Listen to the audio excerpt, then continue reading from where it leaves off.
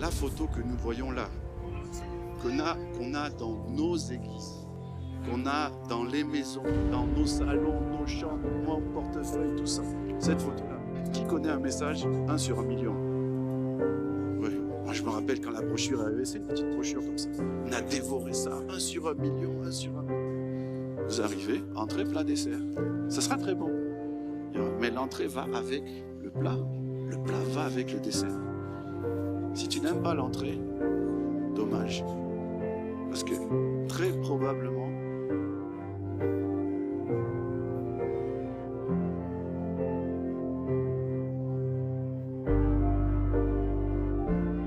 c'est une longue question sur les réseaux sociaux. Ça commence comme ça. Nous remarquons que vous utilisez beaucoup les réseaux sociaux pour l'avancement de l'Église, mais pourriez-vous nous éclairer votre position par rapport aux réseaux sociaux? Les réseaux sociaux peuvent être source de distraction dans la vie d'un chrétien.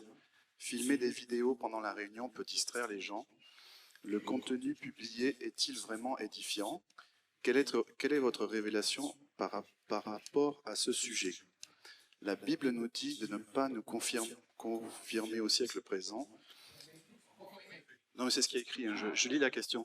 Tu peux l'afficher, la question, s'il te plaît? Je crois que c'est le premier slide. Nous confirmer au siècle présent, mais ce n'est pas exactement ce que nous faisons si nous utilisons les réseaux sociaux.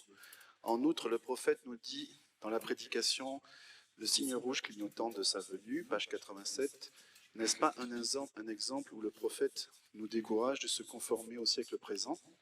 Ainsi, le concept même des réseaux sociaux, n'est-ce pas la même chose que l'exemple du prophète?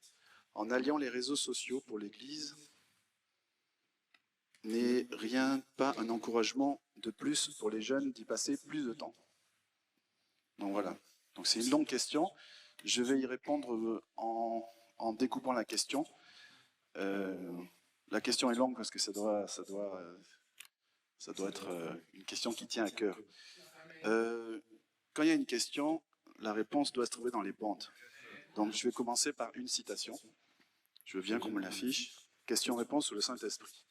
C'est la première question à lire. La première question, ce soir. Frère Branham, je trouve que la télévision est une malédiction pour le monde. Vous, qu'en pensez-vous? Voilà, c'est ça la question. Bon, comment Frère Branham va répondre à ça? Eh bien, quelle que soit la personne qui a écrit ça, je suis d'accord avec elle. Ils en ont fait une malédiction pour le monde.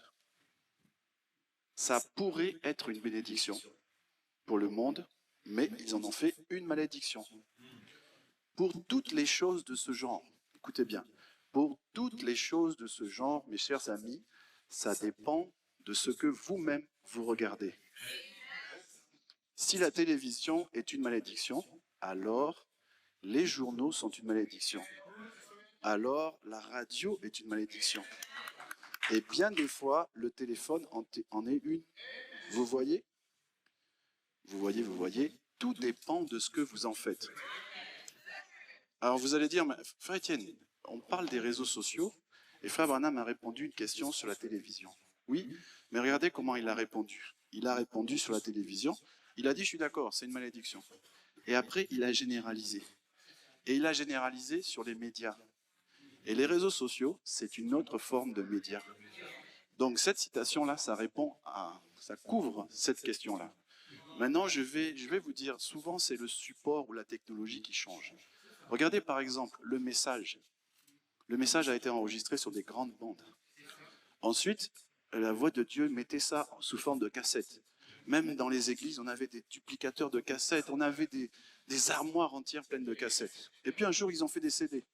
On a eu comme ça des CD sous forme de classeurs, etc. Après, les MP3 sont arrivés. On attendait le dernier CD MP3 de la voix de Dieu, etc., etc. Jusqu'à ce qu'on arrive avec comment ça s'appelle, les petites clés USB là, on pouvait mettre dans notre téléphone, etc. Les cartes SD. On est arrivé à l'application, au live streaming. Mais le message reste le même. C'est simplement le support qui a changé. La technologie qui a changé. Donc c'est la même chose, c'est les mêmes fonctionnements, c'est seulement la forme qui change. Regardez même la Bible. La Bible, c'était quoi? C'était des rouleaux à la base. Après, on est arrivé à un moment où c'était des gros livres reproduits à la main par des scribes et tout ça, réservés au clergé. Après, qu'est-ce qui s'est passé? Gutenberg arrive, il invente l'imprimerie. L'imprimerie, c'était une technologie. Et cette technologie-là, ça a servi à quoi? À répandre la Bible partout. Regardez ce que Frère Branham dit à ce sujet. Exposé des 7 âges de l'Église, Église de Sardes. Non seulement ces éminents docteurs eurent-ils un grand rôle à jouer, mais un autre facteur déterminant s'ajouta. L'invention de ce qui devint notre imprimerie moderne. Cette découverte de l'époque facilita la production de livres, ce qui rendit possible de répondre à la forte demande et à la grande soif de connaître la Bible. Donc Frère Branham, il dit quoi? On est sorti des âges sombres avec les docteurs, les Luther et tout ça, et une invention. La technologie a permis de diffuser la parole. Donc la technologie, il ne faut pas voir tout ça. Frère Branham, il dit aussi que la voiture, c'est du diable, mais nous en avons besoin. Donc la technologie, ça dépend de la façon dont c'est utilisé. Ok, c'est comme une base que j'ai placée là maintenant. Je vais revenir sur chaque question. Nous remarquons que vous utilisez beaucoup les réseaux sociaux pour l'avancement de l'Église, mais pourriez-vous nous éclairer, votre vision par rapport aux réseaux sociaux? Donc, je réponds pour le pasteur, oui, il utilise les réseaux sociaux. Il utilise les réseaux sociaux pour promouvoir l'évangile, pour promouvoir le message, pour changer même l'image du message. Parce que des fois, il y a tellement de bêtises sur les réseaux sociaux qu'on a une mauvaise image du message. Promouvoir les bonnes choses aussi qui sont faites à l'Église, c'est tout ça. Promouvoir ce qu'on fait pour les jeunes, promouvoir ce qu'on fait pour les personnes âgées, promouvoir tout ça. C'est ce travail-là que les réseaux sociaux font. Maintenant, pourquoi le pasteur fait ça? Parce que Frère Branham le faisait. Frère Branham utilisait les médias de l'époque. Le premier live, c'est pas sur YouTube qu'on a eu ça. C'est pas sur Facebook, c'est pas sur Instagram. Le premier live du message, c'était où? Branham Tabernacle. Par téléphone, j'ai entendu, oui. Même l'émission de radio qu'il faisait.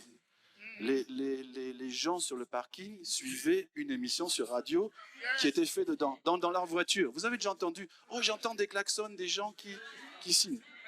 J'ai une autre citation. Restauration de l'arbre épouse. Comme je n'ai pas trop de temps, je saute un peu. On a mis des petits haut-parleurs dehors, là, il y a, je crois, une petite retransmission par radio pour que chaque voiture puisse. Le système de transmission nous permet d'aller jusqu'à un certain nombre de mètres du tabernacle. Vous voyez? Les ondes, la technologie, pour que les gens puissent être à l'aise et suivre parce que le tabernacle était bondé. La première interview dans le message, c'est pas la M-Mag. Non. Nous tous, on est là. Oh, on a vu la maison de Frère Branham. C'est quand les deux frères, là, ils sont venus interviewer Frère Branham. Ben oui. Le pasteur n'a fait que copier ce que Frère Branham a fait. Et si vous suivez, on lui a posé des questions sur comment est ton ministère, etc. Comment on fait avec le pasteur? Oui, ça ne devait pas s'appeler AM Mag, ça allait s'appeler Branham Mag, mais c'est tout. C'est la même chose. Frère Branham faisait des émissions de radio. Qu'est-ce qu'une vision? C'est une autre citation. Nous avons eu... Ouais, qu'est-ce qu'une vision? Nous avons eu une entrevue un peu comme ça ce matin, à la radio. Attendez. Donc Frère Branham, là, il dit, nous avons eu ce matin une entrevue comme ça à la radio. Ça a été prêché à Jeffersonville. Il pose la question. Vous avez tous écouté l'émission? L'Assemblée dit Amen. Frère Neville faisait les émissions à la radio. Et Frère Branham, il suivait, il aimait et il recommandait ses émissions. Dieu tient sa parole. Et là, comme Frère Neville l'a annoncé avec son émission, au cours de son émission plus tôt. Et j'aimerais que tous les auditoires écoutent cette émission. Prêché à Jeffersonville en 57. Donc Frère Branham est à la chaire et il dit, j'aimerais que tout le monde ici écoute l'émission à la radio, dans les médias, traduisez sur les réseaux sociaux. C'est même pas de lui en plus. Il pouvait dire, si Frère Branham était là, suivez l'émission que le pasteur Arthur va prêcher. Hein? Mais samedi dernier, regardez même ce qu'il dit. mais samedi dernier, j'ai été si béni en écoutant une émission. Donc, la même radio que Frère Branham me dit, je crois qu'ils en ont fait une bénédiction. Il dit quoi? Mais samedi dernier, je n'ai jamais été si béni en écoutant une émission. Combien d'entre vous ont entendu ce message-là? C'était un chef-d'œuvre. Voilà. Qui connaît un message 1 sur 1 million? Oui. Moi, je me rappelle quand la brochure est arrivée, c'est une petite brochure comme ça. On a dévoré ça, 1 sur 1 million, 1 sur 1 million, 1 sur... Les frères légalistes, là, 1 sur 1 million, ceux qui n'aiment pas ni la radio, ni les réseaux sociaux et tout ça. En fait, 1 sur 1 million, là, c'est 3 messages que la voix de Dieu a regroupés en un seul message. C'est 3 messages que Frère Branham a prêché à la radio. Ok. 1 sur 1 million. On vient de m'annoncer qu'il reste que 3 minutes avant la fin de l'émission. C'est paragraphe 23. Donc Frère Branham est dans un studio de radio, et puis il y a comme Frère Sébastien qui lui fait 3 minutes. On va couper 3 minutes, Frère Branham. Après, c'est un autre programme. Ouais, c'est ça. Et après, un peu plus loin, Frère Branham termine la première émission de radio. Donc, je n'invente pas. Deuxième. Frère Branham est en train de terminer l'émission et il prie. Cher Père Céleste, le petit témoignage de Donovan Wills, Seigneur, ce n'est qu'un parmi les milliers que ta grâce tue, etc. Je te prie de plonger le regard dans le cœur des gens, tant que ceux qui écoutent ceci à la radio, puissent-ils être guéris tous sans exception. Oui, par la radio. Frère Branham termine l'émission de radio. Voilà. Donc si le pasteur utilise les messages, les médias, c'est parce que Frère Branham le faisait. Ok. Je continue. Plus tard, dans les questions, la question, pasteur, que tu as déjà traitée sur filmer dans les réunions, c'est revenu. Tu en as déjà parlé. Moi, je voudrais juste ajouter 2 choses. La photo que nous voyons là, qu'on a dans nos églises, qu'on a dans les maisons, dans nos salons, nos chambres, mon portefeuille, tout ça. Cette photo-là, là. Mais ce n'est pas un ange qui a pris ça. C'est quelqu'un des réseaux sociaux qui était là ce jour-là, et il a pris la photo, et il n'a pas pris une photo, hein. Il a pris toute la réunion, il a pris des photos, et puis quand il en a développé une, il s'est dit, oh, cette photo-là que le FBI a dit que non, cette photo-là, authentique. Photo d'un être surnaturel, authentique. Oui, c'était quelqu'un des réseaux sociaux. Ouais, c'était pas un ange qui a pris une photo, non? Non?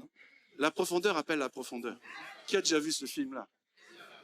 Moi, personnellement, je me dis, mais Seigneur, pourquoi on n'a pas plus de films du prophète? Juste un film comme ça, la bénédiction qu'il y a. Oui? Mais Dieu a voulu que ce soit comme ça, Frère Berthaud. On dit seulement Amen. Mais, vous pensez que c'était qui a filmé? C'était pas des anges?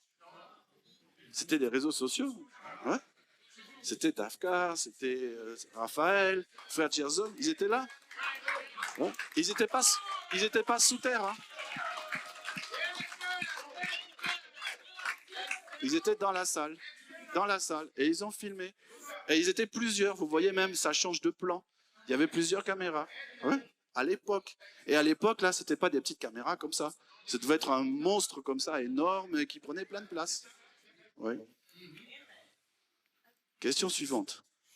Le contenu publié est-il vraiment édifiant?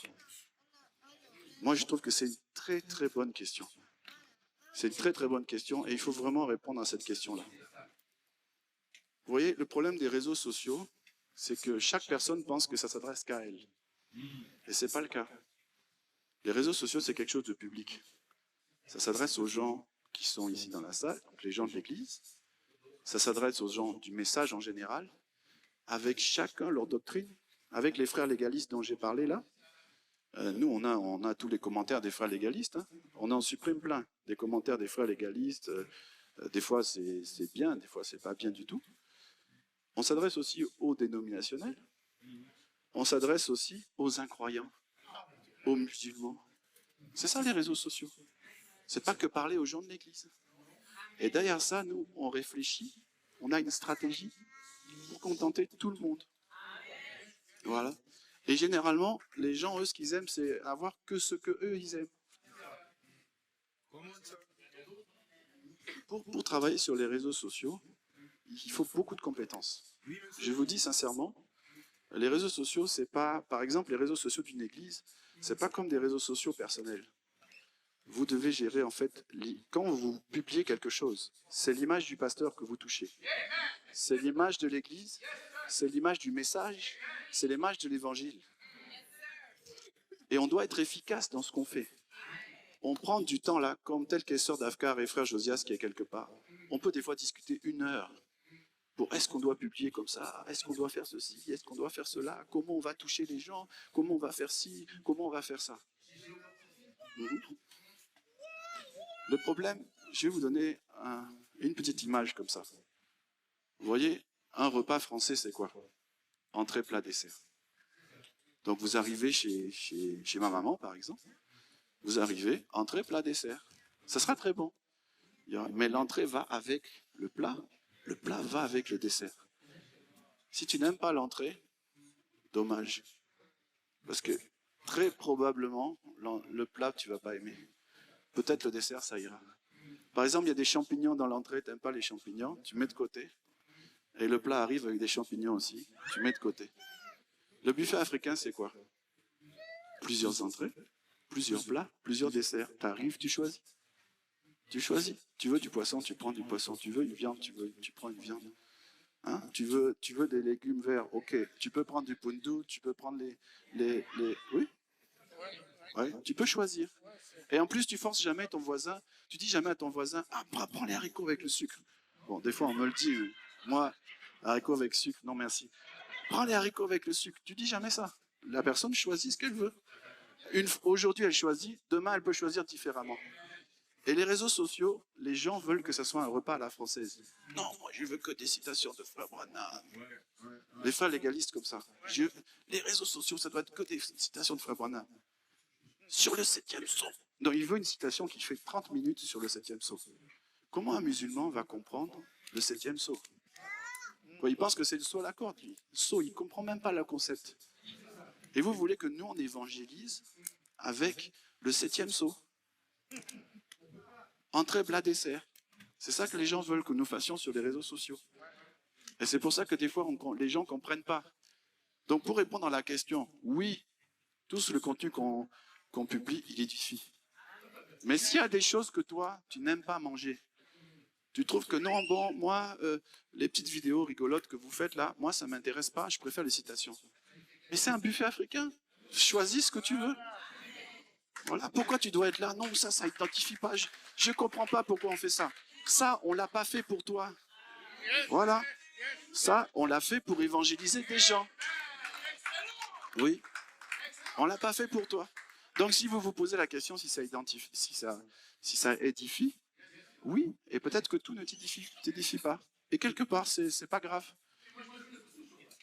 C'est bien. Merci beaucoup. Donc, c'est un peu ce que je peux dire par rapport à ça. Il faut que vous compreniez que les réseaux sociaux, c'est un appât. Ce n'est pas une finalité. Le problème de toute la génération, des générations qui nous suivent, pour eux, les réseaux sociaux, c'est comme la réalité. C'est pas ça.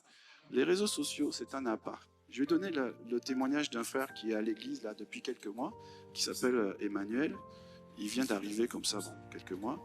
Et puis un jour, comme ça, il a donné ce témoignage-là. Il cherchait une église à Paris. Il cherchait une église, il priait, Seigneur, je dois aller à quelle église, etc., etc. Et puis le frère, c'était juste après la période du camp de jeûne. YouTube était sans arrêt en train de lui envoyer nos vidéos, là, les vlogs de Jamil, là, toutes les choses que les jeunes ont fait là, pendant toute l'équipe des réseaux, là, toutes les petites vidéos. Il n'y a pas de citation dans ces vidéos-là. Pas de citation. Le frère dit, mais ces jeunes-là, ils ont l'air heureux dans leur église. Ils ont l'air heureux, ils ont l'air heureux, ils ont l'air heureux. Du coup, il s'est dit, bon, je vais quand même aller à Shalom. Il est arrivé à Shalom, le pasteur a prêché, il a dit, ah, c'est mon église. Ouais.